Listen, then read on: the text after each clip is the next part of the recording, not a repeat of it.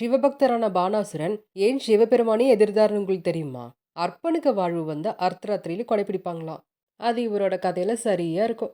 வாங்க இந்த சுவாரஸ்யமான கதைய தெரிஞ்சுக்கலாம். அதுக்கு முன்னாடி உங்களுக்கு சிவபெருமான பிடிச்சா மறக்காம நம்ம சேனல் சப்ஸ்கிரைப் பண்ணிக்கோங்க.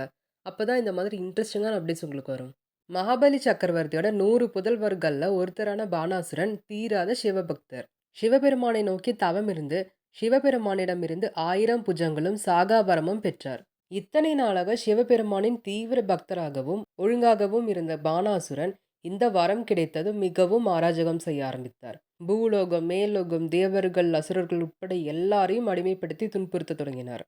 இதையெல்லாம் கண்ட கிருஷ்ண பரமாத்மா பானாசுரனிடம் சென்று, நீ எங்களை வேணா பயமுறுத்தலாம், ஆனால் சிவபெருமானே உன்னால் ஒன்றும் செய்ய இயலாது என்று கூற, கோபமுற்ற பானாசுரன் உடனடியாக சிவபெருமான் முன்பு போய் நின்று தனக்கு வரம் தந்த சிவபெருமான் மீதே அனைத்து அஸ்திரங்களையும் பயன்படுத்தினார்.